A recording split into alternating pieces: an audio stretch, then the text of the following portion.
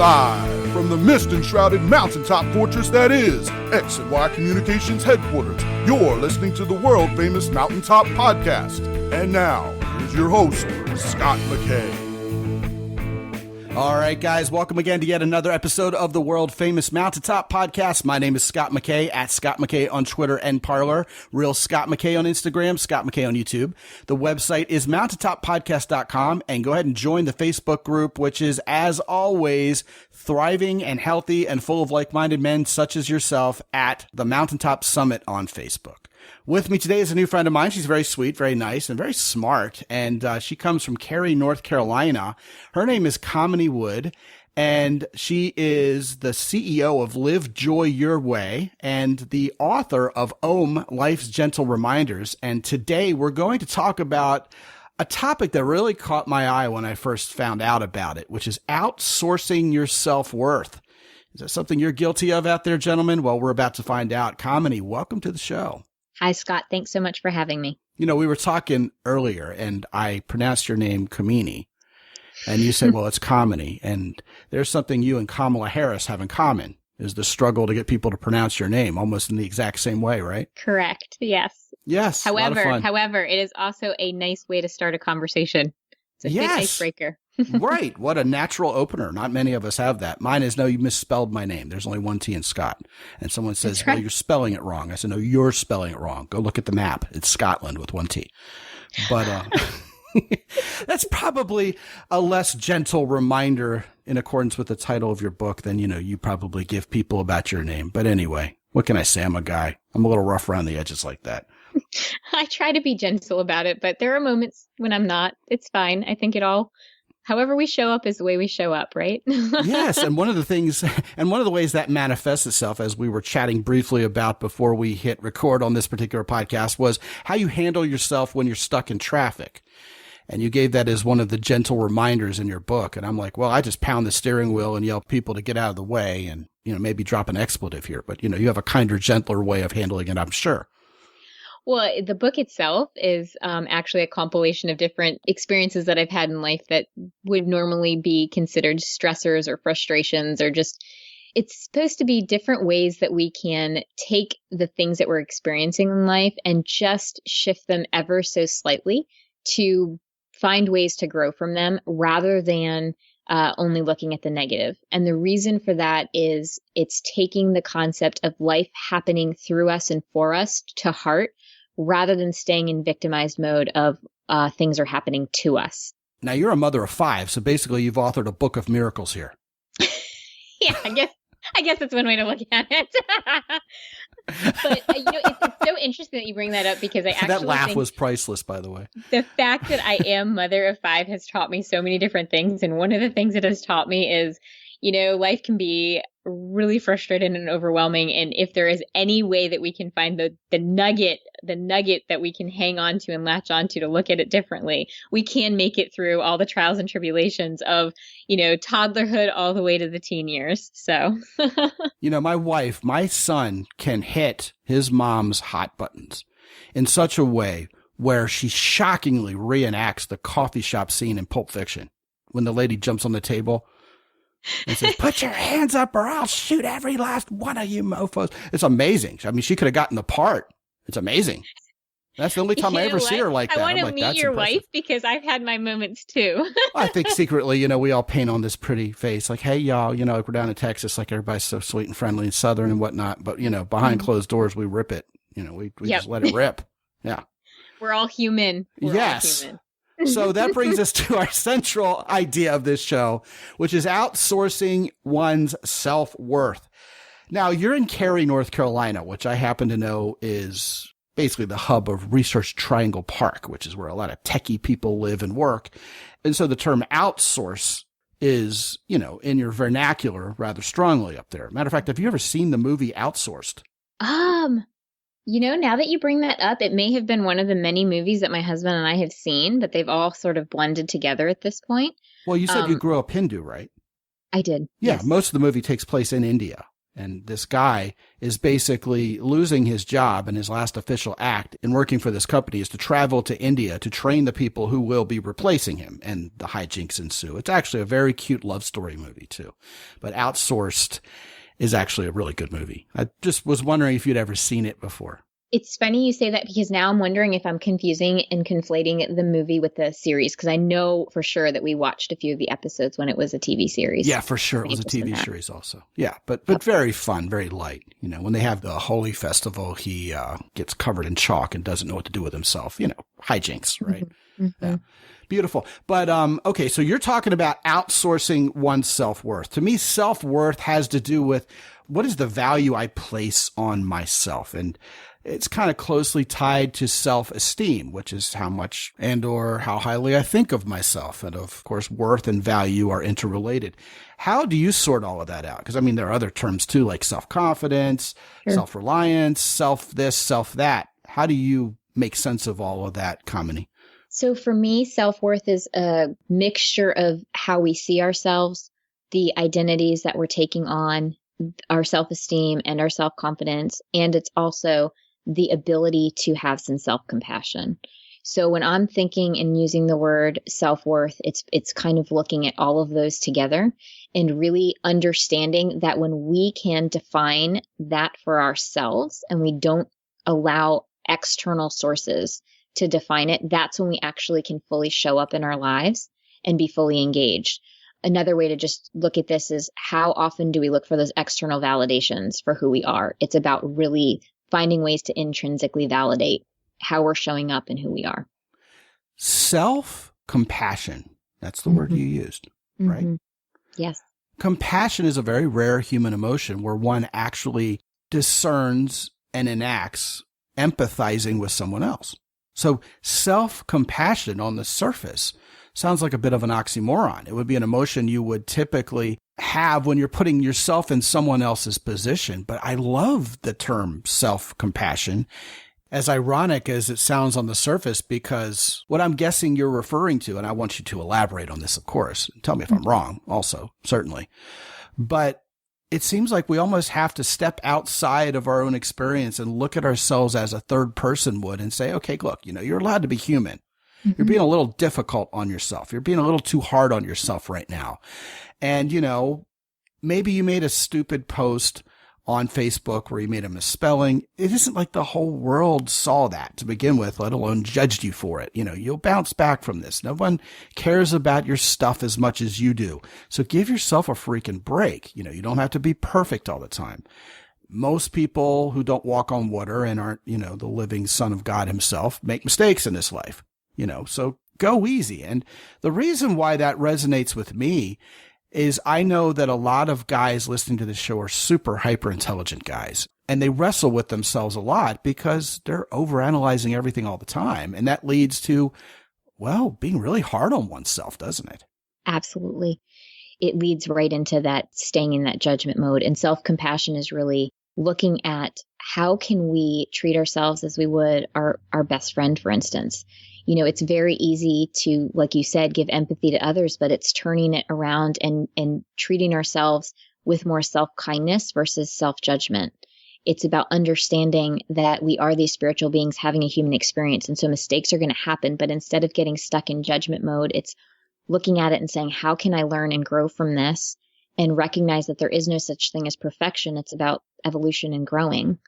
And the second part of that whole concept of self-compassion is recognizing that you don't have to go it alone. We don't have to isolate ourselves. We're part of this common humanity, you know, we're part of the human race. And so it's about finding your support system and recognizing that other people have had similar experiences and you can ask for support.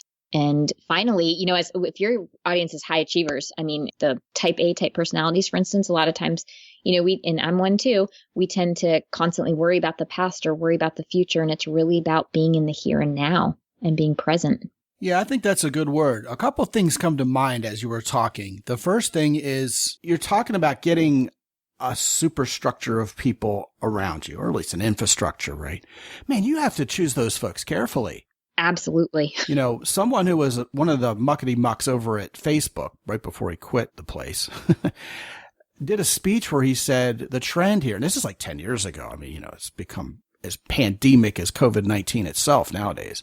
But it was the first recognition of this worldwide problem with social media that we've all come to know and despise now, that people tend to gain opinions and then make very major decisions based on the collective opinion of anonymous people on the internet who they don't even know. Like, I can't believe the people who will get on Facebook and go, my doctor just told me I might need to get this operation for this ailment I have. What do you think? And then 100 people will respond. And then the guy goes, thank you so much for all your input. I know what to do now. I go, are you freaking crazy? You know, guys will be on these men's groups on Facebook. And I've kind of steered my guys away from, you know, the agony aunt routine on my particular Facebook group. But there are others out there that have tens of thousands of guys subscribed to them. And it's like, okay, my girlfriend did this and she's treating me poorly and she's starting to hook up with this guy. And, you know, it's what I call the Dr. Laura syndrome. If you know who Dr. Laura Schlesinger was. Yeah. But years ago, she ran an advice show on the radio. And what she infamously did was hear about 30 seconds of someone's life story and interrupt them and recommend sweeping changes to their life, you know? And then the person will go, well, wait a minute, there's something else that I need to share. And Dr. Laura would go, yeah, but I'm not done yet. You need to do this and kick this person to the curb and blah, blah, blah. And the person would kind of, you know, sheepishly say, yeah, but there's this. And Dr. Laura would go, oh. Well, that changes everything. You know, I call that Dr. Laura syndrome. And I detest it. I just loathe it. And so what happens is guys will say, you know, man up and get rid of that stupid bitch, you know, and they'll say all these things. And then someone will go, well, wait a minute. Didn't the guy just say he's got 2 children living under the same roof? You don't just throw away relationships. It's like, well, you know, you're being a cuck. And then they call each other names. And it's like, this is nuts. Why would this guy air this dirty laundry to a bunch of strangers thinking he's actually going to get good advice from it? So all of this is long for the simple fact that you have to have people you trust in life. You have to have people who you know from direct, replicated experience with those people that they've got your back. And the somewhat sad reality of that, Kamini, is most guys don't even have any close friends at all, let alone, you know, this consortium of trusted souls they can have around them. And sometimes, you know, your mom and your dad and whatever and whoever don't exactly give you good advice anyway, because, you know, they love you and they don't want to see you hurt and they're overprotective. How do you sort all that out? How do you get this thing done you're talking about? That is a great question. And you're absolutely right. First of all, on the point of it's so vital to surround ourselves with those close people that can be our strengthening support. It's actually one of the key elements to raising our resiliency factor. Yeah. The second way and the second point that I'd like to make on this is that, you know, the truth is until we can fully see ourselves and understand ourselves, it's very difficult to authentically show up and create those authentic relationships with other people. And that's where I come in with the whole, it's really important to end the self-sourcing of your self-worth, because we have to fully see ourselves and see our value in order to then be able to show up in authenticity with other people and create those emotional bonds with those other people. The other piece of this is learning to become vulnerable with what we're feeling and what we're needing, being able to put voice to that so that we can then figure out who in our life are the people that we can trust with that information. What keeps us from being able to find those people is when we don't even know it ourselves. We don't even know what we're feeling and what we're needing ourselves. And that's why 2 very important questions that I routinely tell people to check in with themselves with on a daily basis is, what am I feeling and what do I need? When we can identify and really name those things, that's when we can figure out, is this something that I can self-source and deal with myself, or do I need to go outside of myself and reach out to my strengthening support system and ask for support for those things? Well, you know, there were a lot of carts and horses and chickens and eggs in the description you just gave. And I was waiting for you to get around to the solution of which one's going to come first. You know, like confidence has to precede your ability to ask other people for help. And you know, likewise, trust is pretty much the foundation of vulnerability. It's hard to be vulnerable with people when you don't trust them. It's just the bad kind of vulnerability, like a box turtle walking into a highway, not someone, you know, grabbing a pear and doing what they need to do, even though the risk is there and the outcome's uncertain, you know, Brene Brown stuff. So basically how you landed that plane, so to speak, was you said, you know, here's the thing. You got to know who the hell you are, which comes back to what we talk about around here a lot, which is identity and self-confidence. It's all very foundational. There's that confidence again. And once you know thyself, then you can ask yourself, what am I feeling? Not just what am I thinking, which is where a lot of guys get stuck, but also the very important step of what am I feeling and what do I need? How do I move forward with this? What support system do I need around me? And a lot of guys, what they do is they say, I don't need anybody. I'm a man. That's not what men are for. So what would you say to those guys? So it's very interesting how you laid that out, where it was, I need somebody, but that's assuming that the feeling would be fixed by somebody doing something. Well, hold on a second. To be fair, we were talking in context about building that support group, that cadre of people around you so that you're not alone. Right. So I don't want to discount the fact that what you may need is something or somehow. So yeah, I mean, let's just throw that on the table. You can approach the answer in a personal way, in a material way, however you want to. And I, would want you to throw it all out on the table. I want to hear what you have to say on this. So go for it. So, I mean, from my own personal perspective, when I can name my feeling and I can then name what I need. So for instance, if I am feeling extraordinarily sad and what I really need is to feel loved, what I really need is truthfully just a hug. You're right. Like in that moment, I need somebody else because it's very difficult to give your own self a hug. But your question was, what do you say to guys who their answer is, I don't need anybody? Really, the antidote to that and the way that I would approach that is that actually true? When we really challenge the thoughts that we're having is when we actually are able to shift from these, I'm, brave and can do everything on my own. Well, let's really challenge that. Is that really a true statement? Well, I think a lot of guys would feel it's not very macho to ask for help. It may not be macho, but is it true? Well, of course it's not true. Anybody who thinks they can go through life without any help from anybody else isn't only kidding themselves and being naive, they're also robbing themselves of a lot of forward momentum to be had there. As a coach like you, one of the points I drive home all the time is how most guys won't ask for directions until the car is on fire. They'll go through their life saying, I got this. I can figure this out. And they're not figuring it out. And they keep spinning their wheels in the mud year after year. Whereas when you start studying high achievers, and you're a coach for high achievers, as am I, those people always have coaches. They always go get people around them. The best CEOs in the world, the ones who build large companies that succeed over the long term, the CEOs of those companies will be the first to admit, I go find people who are good at what I'm not good at, and I go find people who are smarter than me at what I'm good at. So you're almost never going to find that Lone Ranger mentality when you're really scrutinizing and taking a good look at people who really succeed. They always say, hey, you know what? Other people around me are going to make me stronger. LeBron James, Kawhi Leonard, Tiger Woods, Tom Brady, all of them have coaches. Now, based on this year's NFL season, it's somewhat debatable on how much the coach had to do with Tom Brady's success. But, maybe that's a bad example. But, guys who are college coaches in sports are often more revered and end up with more storied careers than the coaches in the pro ranks. Rick Pitino, right? The University of Kentucky's basketball coach went to coach the Celtics and was like, this is really a bad choice. Next thing you know, he's coaching college again because it's a different gig. When you're coaching young guys out of high school and they're becoming young men before your very eyes, the Lou Holtzes of the world, the guys who are famous for instilling character and resilience in those young men, they start sending those guys to the NFL, into the NBA. And it's because of the kind of coach they are.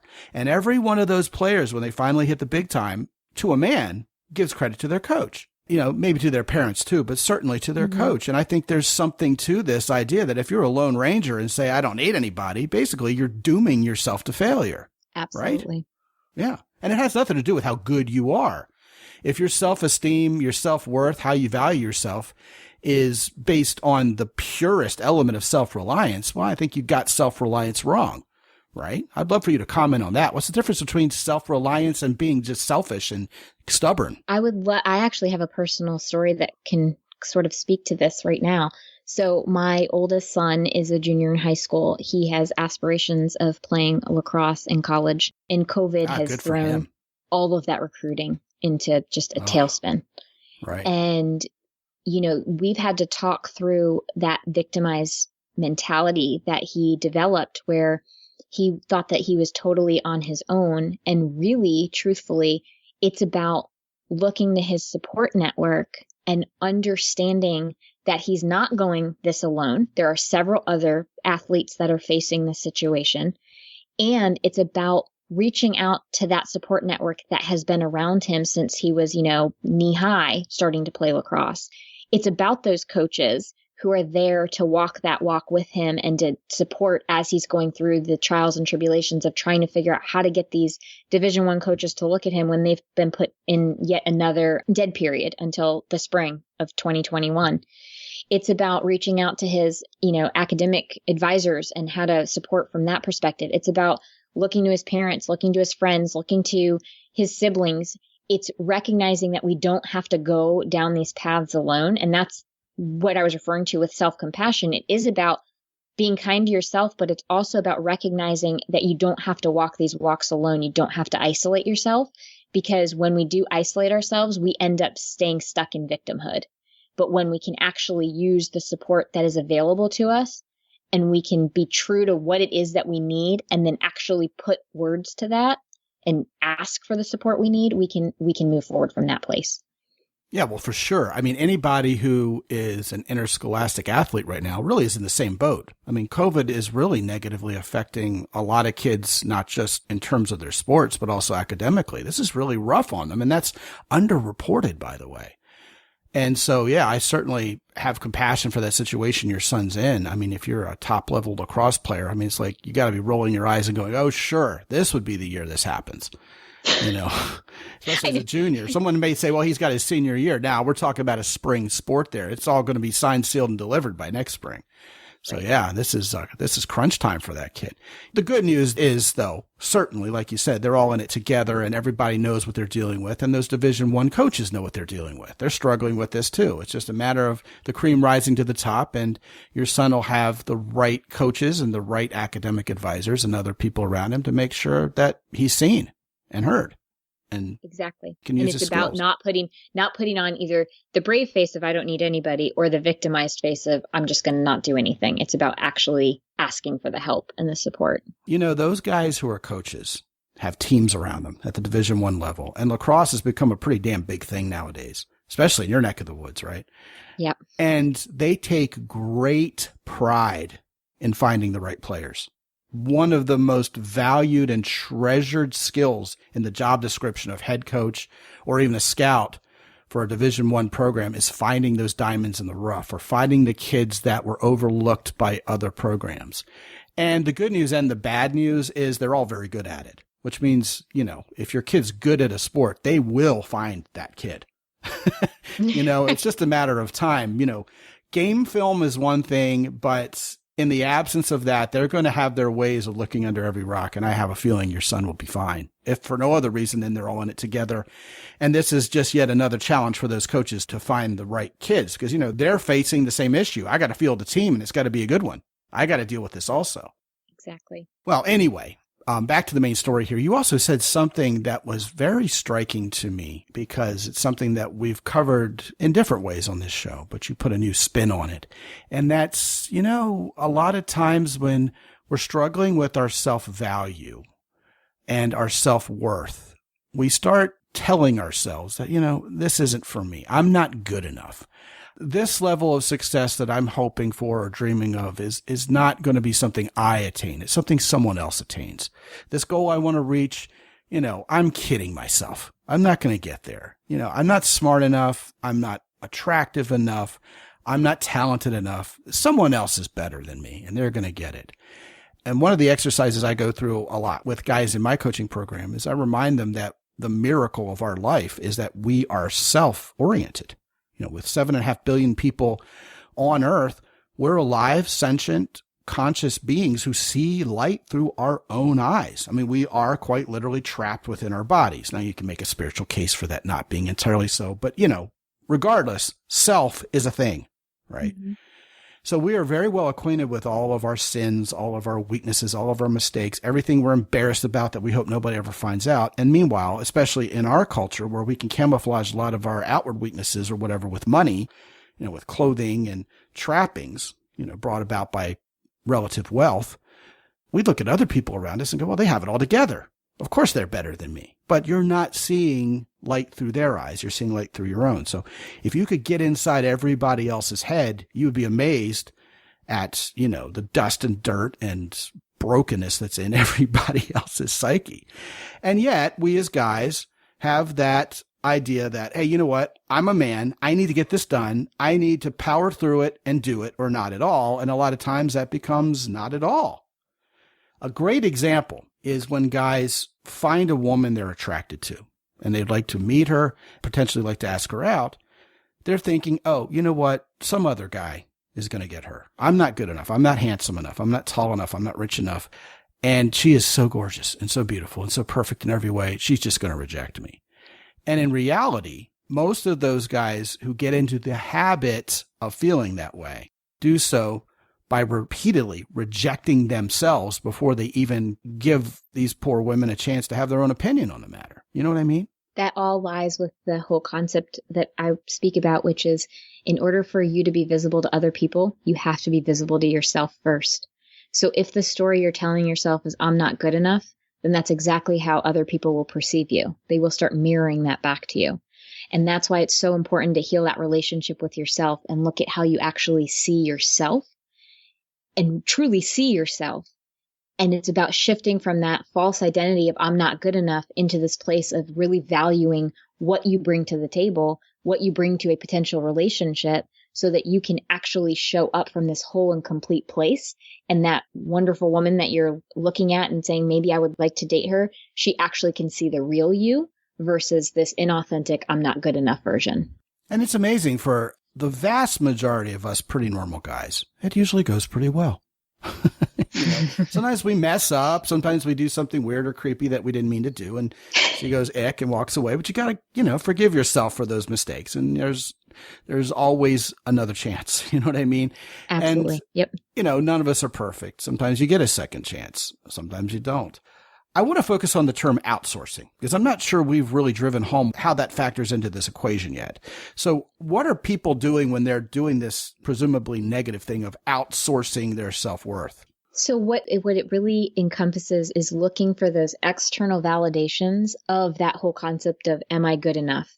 Am I doing enough? Am I a good person? Am I living, within integrity? We're looking outside of ourselves. We're looking to those external places. It's about looking towards those external expectations. Am I meeting external expectations instead of my own internal intrinsic ones? It goes back to the concept of, when people say to me, I'm just not motivated, it's really diving down and understanding that they're looking outside of themselves. So it's about really being able to find that intrinsic motivation. So it's all about this shift. When I say outsourcing your self-worth, it's when we continually look for our worth, our identity, our being from some other place outside of ourselves. Yeah, that's what people pleasers do, right? And it's disastrous. Yes. People pleasing leads to toxic relationships and just unhealthy ways of showing up, because people pleasing, and I will say that I'm a people pleaser myself, or I shall say recovering people pleaser. It's very difficult to have boundaries. It's very difficult to decide what you want for yourself. And it's also going back to that inability to name what it is that you feel and need. And when we can't do that, it's virtually impossible to really truly see yourself, which again leads to how are other people going to be able to see you if you can't see yourself? By the way, can you lend me $100? No. I'm kidding. Thank you. See, I learned how to say no. We were starving for some comic relief around here. Yeah. Oh, yeah, you did well. That was very emphatic. Yeah. I thought that was very good. All right. So really, a lot of guys get in trouble when they start listening to the opinions of other people rather than understanding at a really rooted, grounded level who the hell they are, what they're good at, and why. I've talked to more guys than I can count who have had one opinion by one person they either looked up to or were attracted to. One opinion from that person that was negative towards them just shot them down and ruined them for days, weeks, or maybe years because, it was so devastating to hear this negativity from this person, and they internalized it and respected that person so much that they instantaneously believed what they were telling them was not only the gospel truth, but that they were speaking on behalf of the entire human race. And I say to these people, come on, it's one stinking opinion. But man, it was from this person and it really hurt. It's still one stinking opinion. What about your opinion? One guy I talked to recently said he wanted to ask a woman out, and he showed a picture to one of his female friends of this woman. And she said, you need to lower your standards. She's way too beautiful for you. And he was just devastated by that. But my question to him was, what about the opinion of the actual woman herself? Doesn't her opinion count? Did you get her opinion? And that was kind of a revelation to this guy. Obvious to me, again, as a third-party observer. But yeah, if we're going to value this third-party opinion from someone who isn't even the one we're attracted to, why does that opinion matter more than the person who we would ask out? And by the way, this person is getting fantastic buying signals from the woman he's actually interested in. He just simply needs to ask her out. My wife and I are both in agreement on that.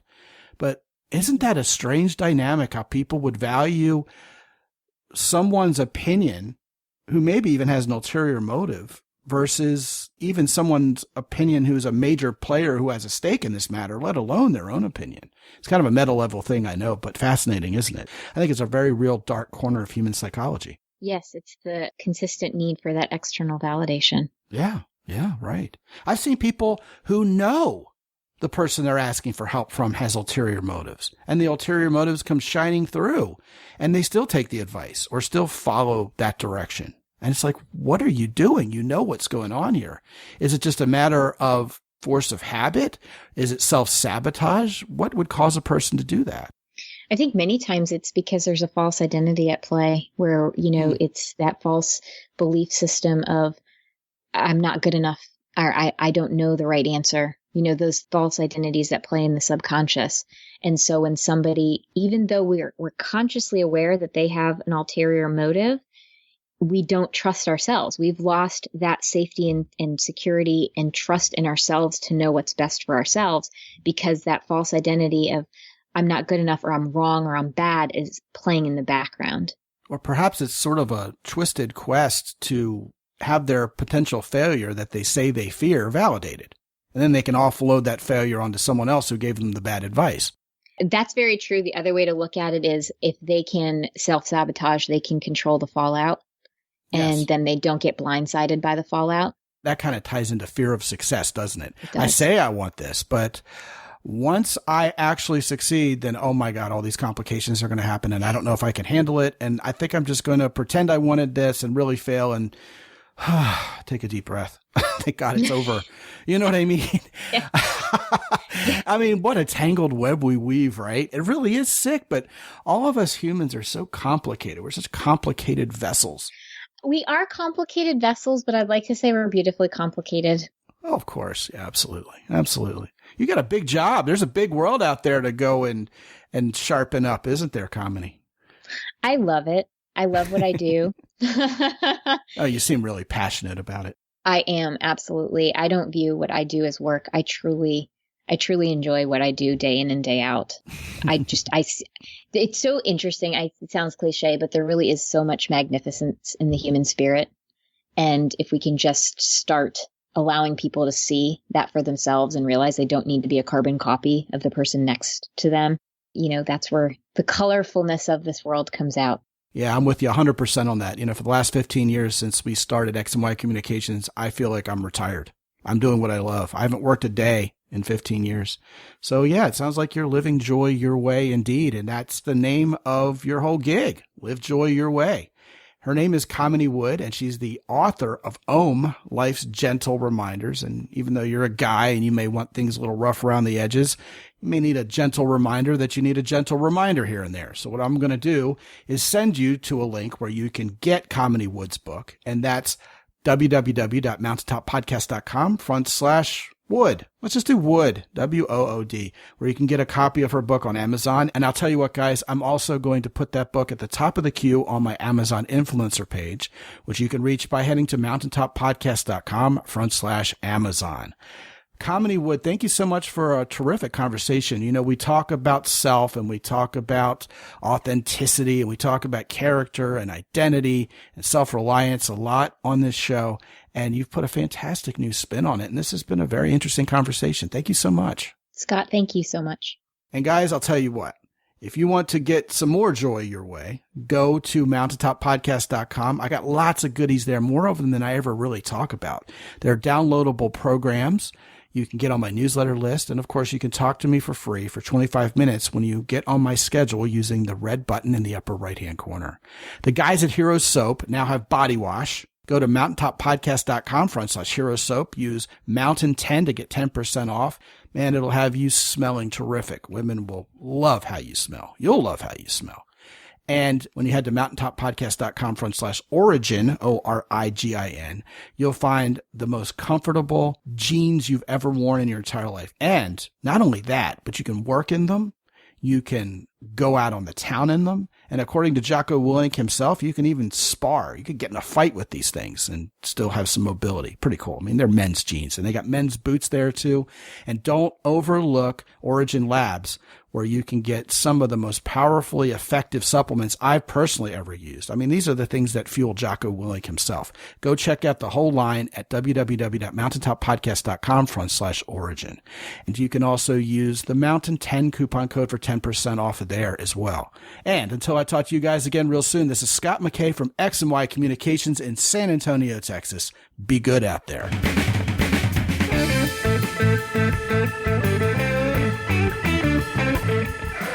The Mountaintop Podcast is produced by X&Y Communications. All rights reserved worldwide. Be sure to visit www.mountaintoppodcast.com for show notes. And while you're there, sign up for the free X&Y Communications newsletter for men.